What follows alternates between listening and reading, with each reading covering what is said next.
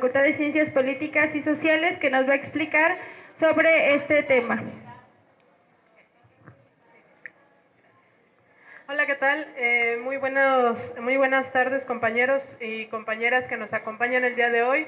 Pues muchas gracias por la invitación y bueno, el día de hoy la intención es abordar justamente un tema que en estas últimas semanas ha sido parte de las discusiones de las asambleas universitarias y de las asambleas en varias escuelas sobre el tema de violencia de género y de cómo abordar esta situación. Yo creo que es uno de los aspectos que más debate ha generado justamente en momentos en los que estamos viviendo situaciones terribles, ¿no?, de opresión hacia la mujer a nivel nacional y en donde estamos hablando que México ocupa uno de los primeros lugares a nivel mundial de violencia hacia la mujer, ¿no? Particularmente en nuestro país, uno de los aspectos más importantes es que las autoridades ven pues el tema de la violencia hacia la mujer como algo a lo que no hay que ponerle mucha atención, y prueba de ello pues es justamente todos estos protocolos mal hechos que desde distintas instancias gubernamentales se han intentado implementar, pero además de ello las penas tan bajas que existen a agresores a nivel nacional, que finalmente se reflejan en que nuestro país sea justamente esto que ya les comentaba, uno de los países con las cifras más escandalosas a nivel mundial. Estamos hablando de que en México existen alrededor de 7 casos, ¿no?, de feminicidios diarios, lo cual pues es una cifra bastante escandalosa, ¿no? Y esto pues bueno se ha visto reflejado justamente en el terreno de la universidad,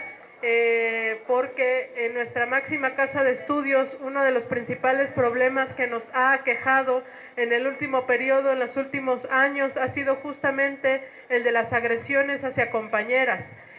Particularmente uno de los casos que despertaba justamente estas alertas en torno a la situación de género entre la comunidad universitaria fue el caso de nuestra compañera Lesbi Berlín, que fue encontrada asesinada a unos metros inclusive de esta facultad, y del que ahora hasta la fecha no se sabe o no se ha encontrado el supuesto culpable, cuando todos sabemos quién es y en dónde se encuentra. En ese sentido, las autoridades universitarias pues han sido omisas sobre el caso de la compañera Lesbi, y no solamente no han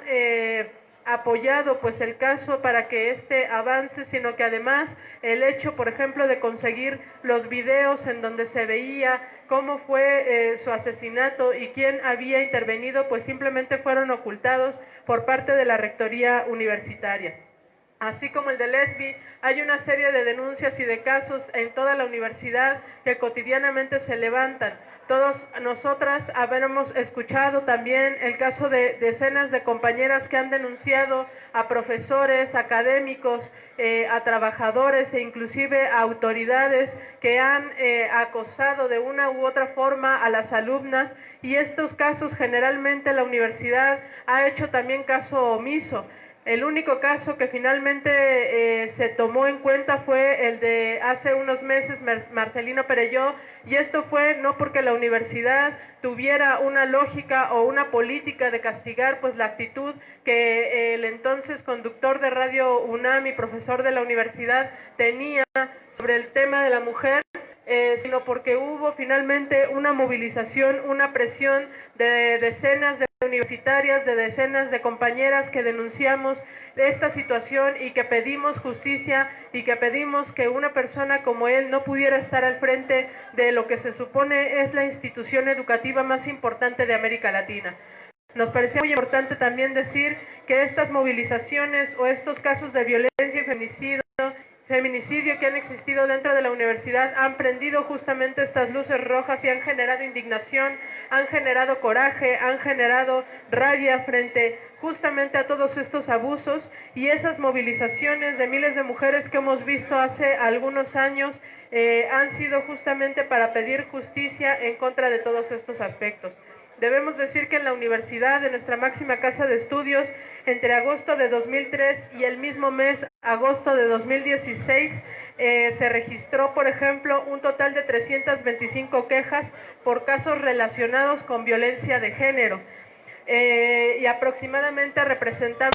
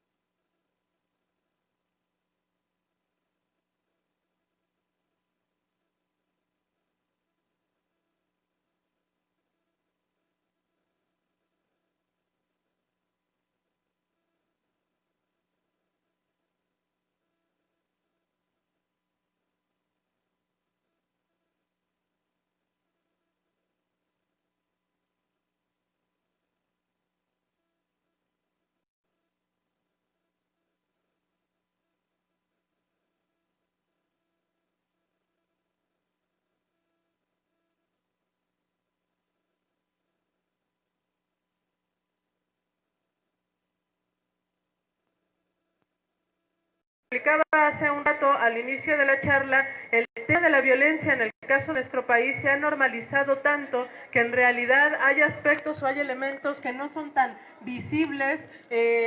al respecto de las relaciones que nosotros llevamos entre alumnos, profesores, entre académicos, entre autoridades, ¿no? Y en ese sentido debemos decir que estos pequeños elementos o estas pequeñas muestras pues se reflejan justamente en esta violencia hacia las mujeres y hacia la comunidad universitaria femenina que finalmente pues está presentando pues estos casos de denuncia frente a todo lo que está haciendo pues esta situación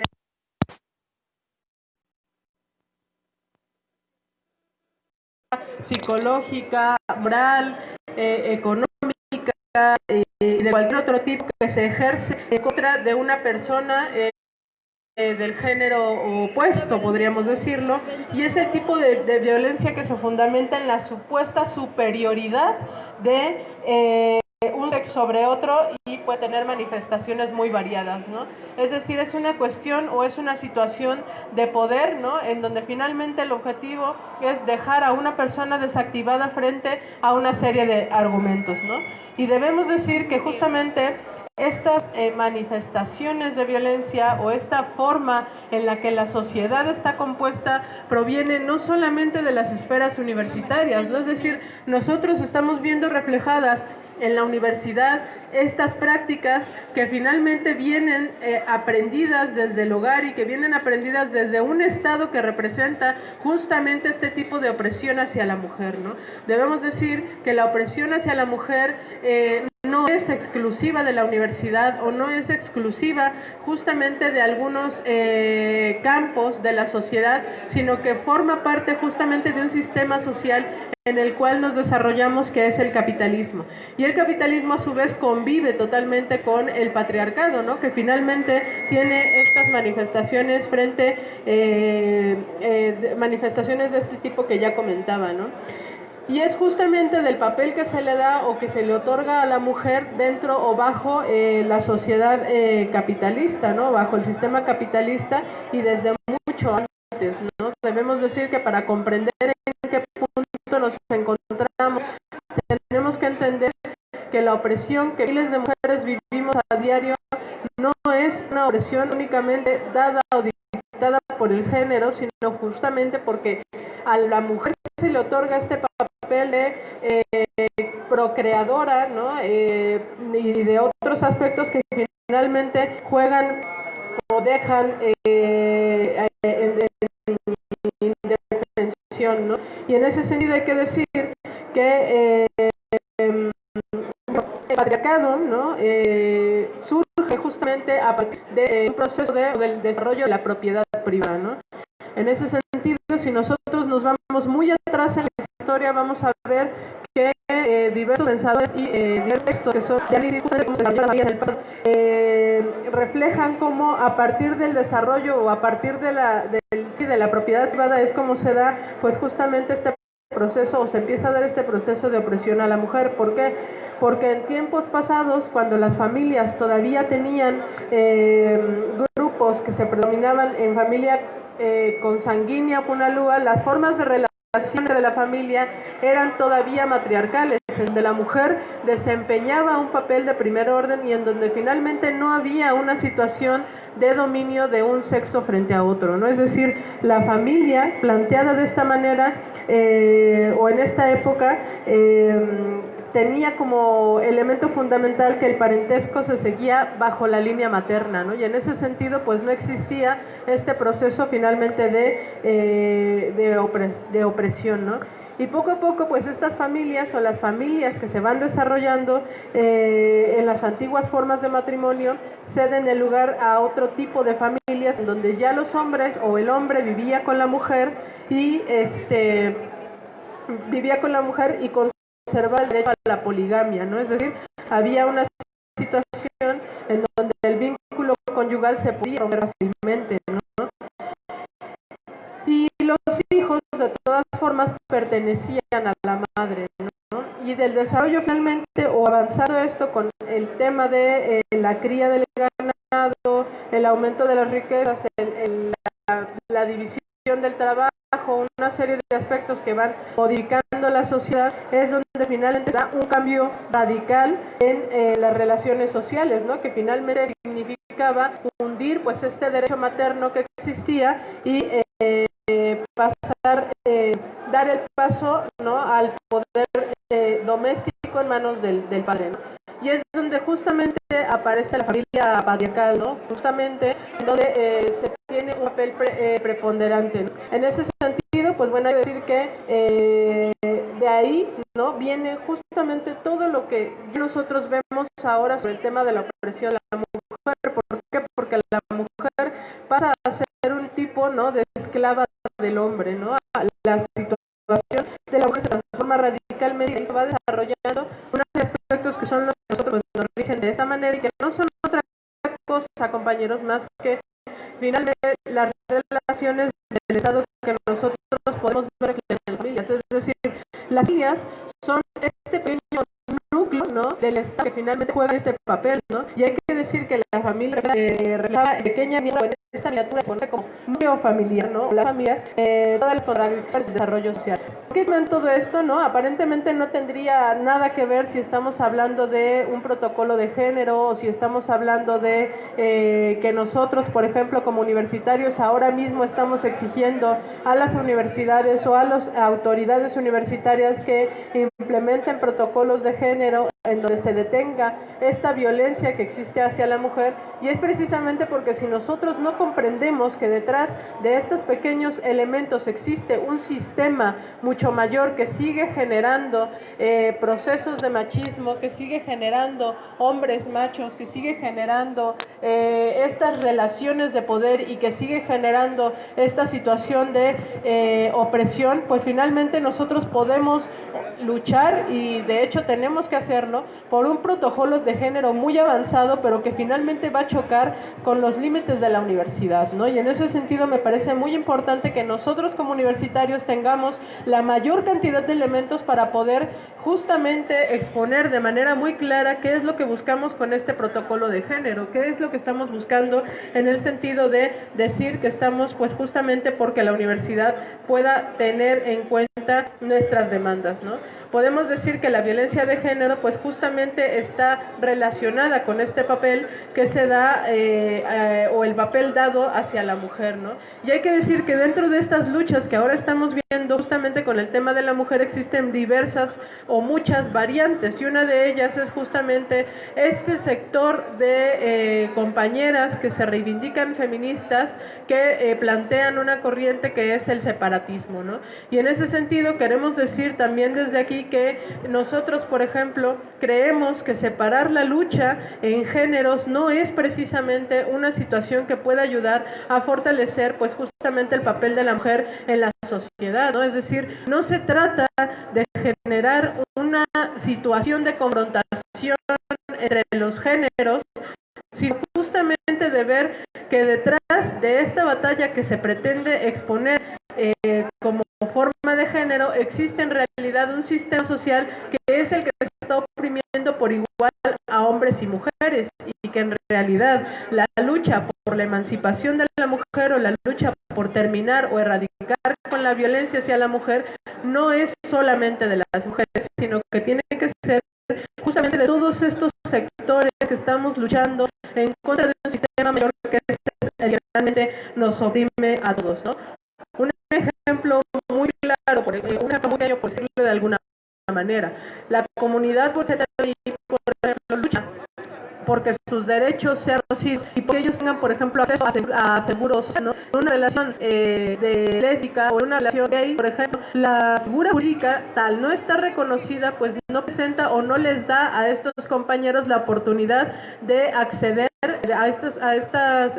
familias, no les da la oportunidad de acceder, por ejemplo, a seguridad social, ¿no? Y una de las batallas justamente de la comunidad LGTBI ha sido luchar por seguridad social, ¿no? Es decir, porque ellos puedan acceder a seguridad social, pero luego resulta que si tú ganas esa demanda, si tú logras arrebatar el tema de la seguridad social y de luchar en contra finalmente de esta lógica legal que existe en donde no se reconocen los derechos de la comunidad LGTBI y no tienes acceso a seguridad, es decir, si tú ganas esa posibilidad, resulta que más allá de esta lucha que tú has ganado, pues existe el hecho de que los servicios de seguridad social se están privatizando. Entonces, aunque tú ganes una demanda tan fundamental como es la seguridad social, por ejemplo, si tú no avanzas en ese proceso de arrebatar también al Estado la seguridad social, ya no solo para la comunidad LGTBI, sino en general para la sociedad, para las clases explotadas, pues finalmente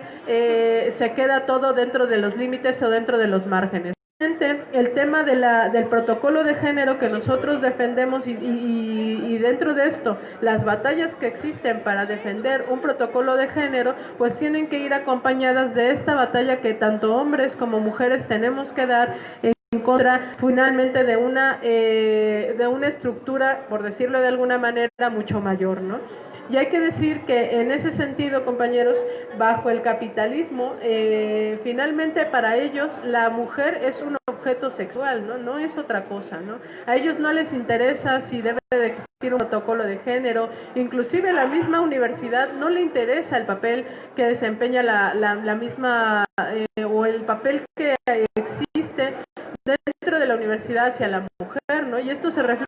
justamente en elementos tan básicos como que, por ejemplo, nunca en la historia de la universidad ha habido una mujer que pueda aspirar siquiera al cargo de la rectoría universitaria. Y nosotros deberíamos de preguntarnos por qué esta situación está así, ¿no? En realidad es porque no hay una mujer o no ha habido una mujer a lo largo de estos 500 años de la UNAM,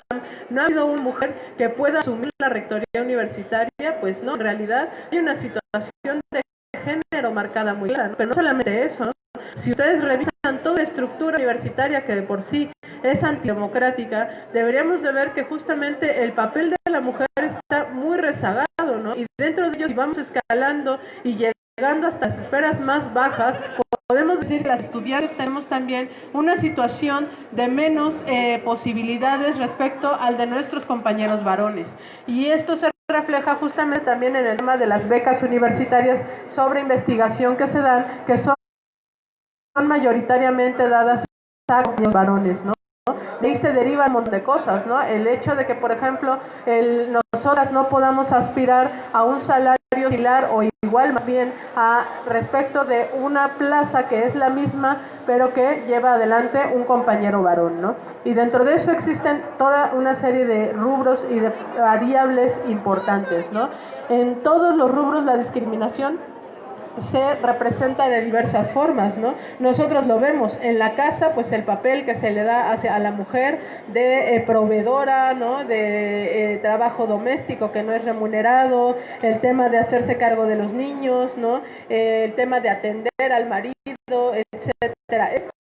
ya es una forma de opresión, ¿no? Lo vemos también en el trabajo, lo que les decía hace un instante, el tema del salario, el tema de los puestos de poca capacidad intelectual y estas supuestas cuotas que se piden tanto en los sindicatos como en los partidos como en otros lugares, en donde ya nada más se cubre por mero trámite, pero en donde no hay pues más allá que eso, ¿no? En el terreno de la escuela que les decía, ¿no? En la menos cantidad de becas o de aspectos en la investigación científica, en las instituciones en donde hay pocos accesos a puestos de dirección, que es lo que les decía, ¿no? Casi que la mujer solamente sirve para secretaria de, ¿no? Y es el papel que finalmente se les desempeña o se les impone más bien. En ese sentido hay que decir que todo esto, compañeros, todo lo que yo les estoy diciendo ahora está siendo normalizado a diario por un enorme aparato propagandístico que todos los días nos recuerda que la mujer es un ser inferior. Y aplica finalmente que las autoridades, que los institutos, los gobiernos, que una serie de, inclusive las mismas instituciones que se dedican a exponer o a defender los derechos de la mujer, dan cotidianamente, ¿no? Y hay que decir que para ellos todo esto tiene que ser normalizado mediante la industria de la televisión, mediante la industria radiofónica, la publicidad, los medios impresos, ¿no? Los medios de comunicación, todo está orientado finalmente a plantear al tema de la debilidad de la mujer, que no existe, por supuesto. Y esto finalmente es el reflejo de la sociedad en general. Todo esto que yo les estoy diciendo, nosotros vemos la verdad, lo que se refleja en el interior de estas escuelas y es que refleja en el interior de estas escuelas. Hay que decir que nosotros, por ejemplo, sí tenemos que luchar porque la universidad, en tanto es la garante o es la representante de la educación pública a nivel nacional, pero además a nivel internacional la universidad se representa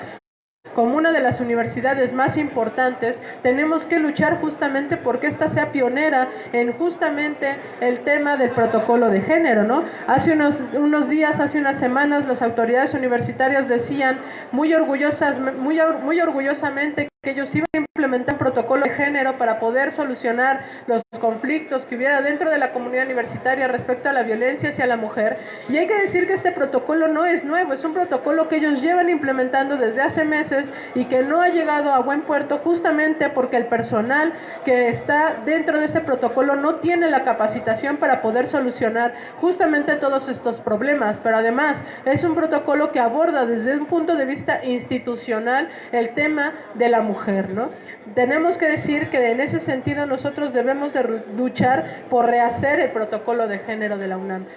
¿Cómo rehacer el protocolo de género de la UNAM? Pues sí, mediante una comisión independiente que sea integrada por estudiantes, que sea estudiada por docentes, integrada por docentes y por trabajadoras, en donde sea más rápido el proceso y castigo que debe de haber en contra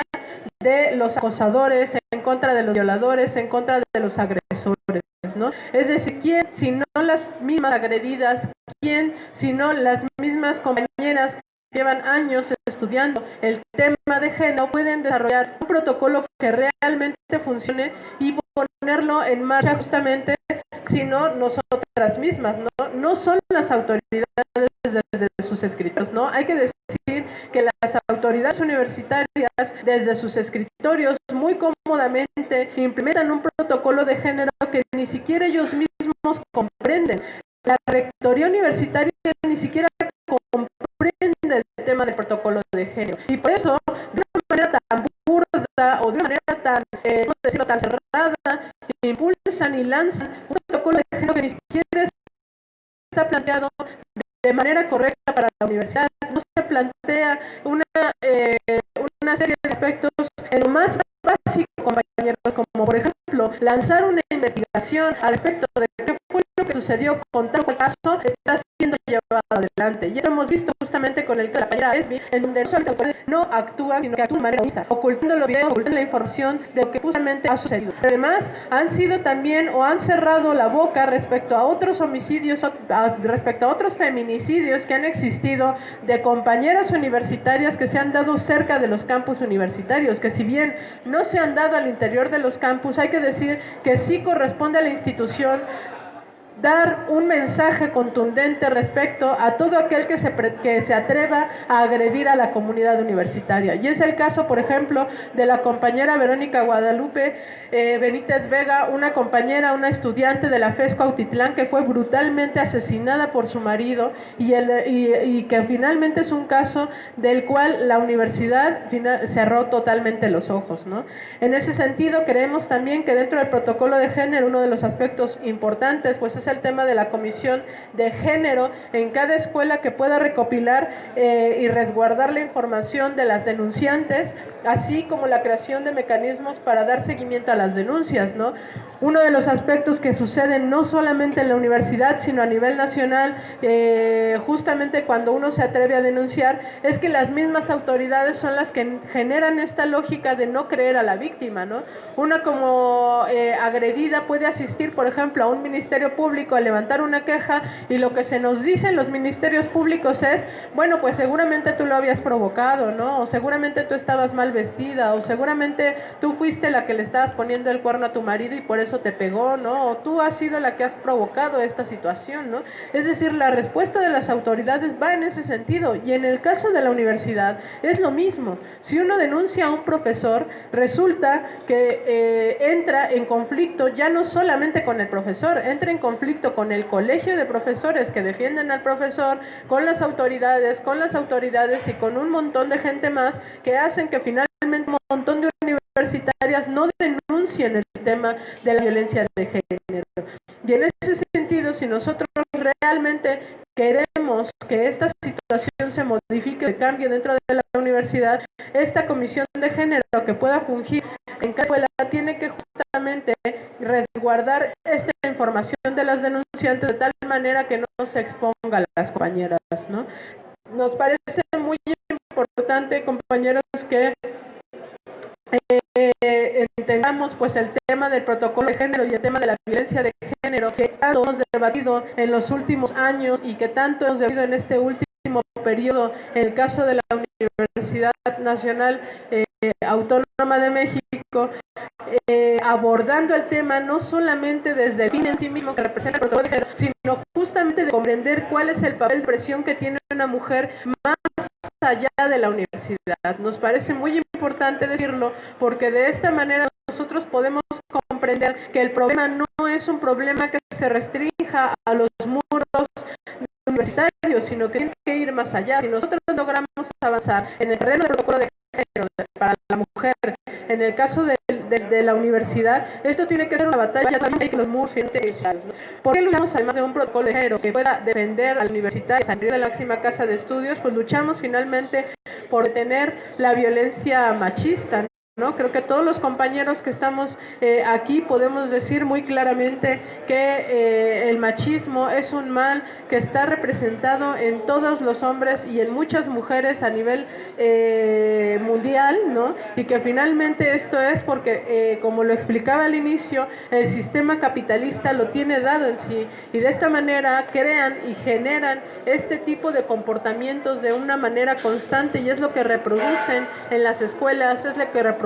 en los senos familiares, es lo que reproducen en la iglesia, es lo que reproducen en todas las instituciones, ¿no? Debemos decir que también luchamos en contra del acoso, ¿no? Por supuesto que estamos en contra de todo acoso que exista hacia la mujer. Debemos decir también que luchamos en contra de los feminicidios. Estamos hartos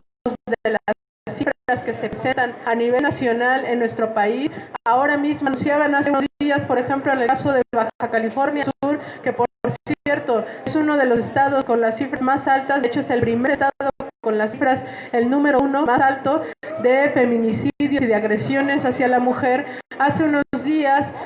un tipo mató a su novia en un hotel y finalmente se le hizo fácil escapar. Las autoridades lograron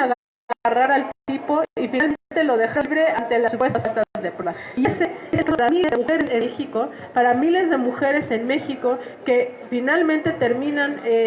siendo asesinadas por sus parejas, por conocidos, por familiares, por primos, etcétera. Ese es el caso de miles de mujeres y en el que tienen que ver, por supuesto, las autoridades y todas estas instituciones que derraman lágrimas de cocodrilo generalmente y que finalmente son las mismas causantes, ¿no? Debemos decir que también luchamos por aborto libre, gratuito para todas las mujeres, que en nuestro caso, en el caso de las compañeras o de la gente o de las mujeres que vivimos en la Ciudad de México, a pesar de que está aprobado, en realidad sí existe una campaña de criminalizar a las mujeres por poder acceder a este derecho y finalmente creemos que es muy importante luchar por este derecho también a nivel nacional, ¿no? Voy finalizando, compañeros. Creo que este tema es muy amplio, ¿no? Es un tema que tenemos que abordar ampliamente porque finalmente no es solamente el tema de la mujer. Así como está presente el tema de la mujer, debemos decir que existe la opresión finalmente para un montón de elementos más, ¿no? Hace unos días, por ejemplo, se han dado a conocer terribles casos de pederastía en otros países, en realidad los casos del Vaticano, por ejemplo, y los casos también que se han dado de agresiones a miles y miles de mujeres por monjes budistas,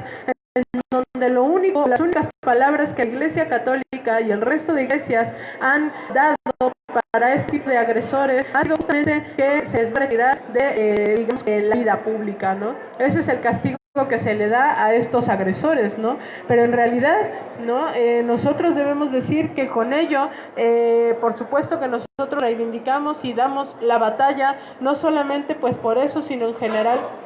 por todo tipo de opresión, ¿no? Es muy importante, compañeros, yo creo que es muy importante que todos nosotros hagamos un ejercicio de reflexión al respecto del machismo, al respecto de la violencia de género, al respecto de qué necesitamos en nuestra universidad, al respecto de cómo nos comportamos nosotros mismos, qué papel tenemos que jugar dentro de la universidad justamente para no reproducir estos elementos de machismo, para detener justamente estos elementos de machismo, y van desde aspectos muy básicos como por ejemplo no permitir que nuestros propios amigos sigan haciendo chistes misóginos que parecieran inofensivos, desde elementos tan fundamentales como ese, o por ejemplo elementos tan fundamentales como no permitir que en redes sociales se agreda a compañeras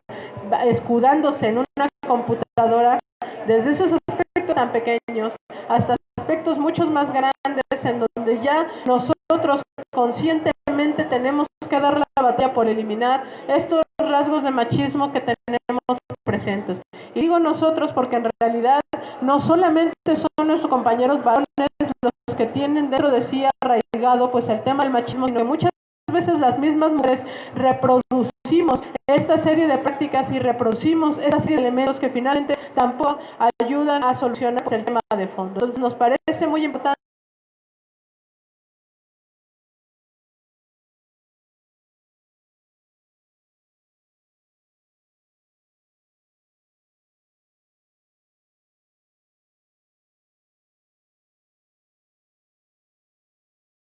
por conseguir un protocolo de género que reivindique todos los elementos que ya he mencionado hace unos instantes y que por supuesto sea un real protocolo de género en donde se castigue a los agresores no solamente con pequeñas suspensiones o con supuestos perdones, sino también con las expulsiones y también con los procedimientos legales que correspondan. Entonces, nos parece muy importante abrir este debate, compañeros, porque ha sido uno de los principales y hay que decir que rechazamos totalmente los métodos que compañeras han implementado en el último periodo o han implementado en las últimas asambleas universitarias, en donde en nombre del feminismo intentan imponer una serie de aspectos que desde nuestro punto de vista no son correctos, pero además rompen totalmente con los principios de sororidad que las feministas tenemos al respecto de nuestras batallas y las batallas que también tenemos que dar junto con nuestros compañeros varones. Entonces, no es una lucha de géneros, no es una lucha en donde nos dediquemos a atacar a los varones por ser varones, es una lucha en contra de un sistema social, es una lucha en contra de una institución machista, es una lucha en contra de una situación generalizada de violencia a nivel nacional, y lo que no podemos permitir nosotras es justamente que estos grupos que se reivindican feministas, que en la vía de los hechos no lo son y que atacan a compañeros que son totalmente inocentes, desvirtúen finalmente el tema de la lucha. Entonces nos parece muy importante que abordemos el tema del protocolo de género, nos parece muy importante que abordemos el tema de la lucha que tenemos que dar en la universidad y de esta manera podamos fortalecer pues el proceso de erradicación de la violencia en contra de la comunidad universitaria, en contra de las compañeras universitarias y finalmente en contra pues de todas las mujeres a nivel nacional. Muchas gracias, compañeros.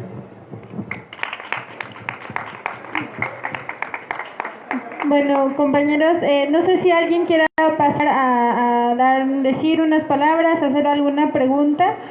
o a una participación. Si no, con esto cerraríamos este foro de violencia de género y en una media hora va a iniciar una asamblea informativa acerca de lo que ha acontecido en la segunda asamblea interuniversitaria y se elegirán a los nuevos voceros para la interunam que es sábado a las 3 de la mañana en Prepa 5 y invitarlos bien a la ponencia del día de mañana. Se va a tratar sobre explicar a qué se refiere a democratización de la UNAM. Va a estar a cargo de un compañero, va a explicar a qué se refiere con esto y la idea es también traer propuestas para trabajar sobre este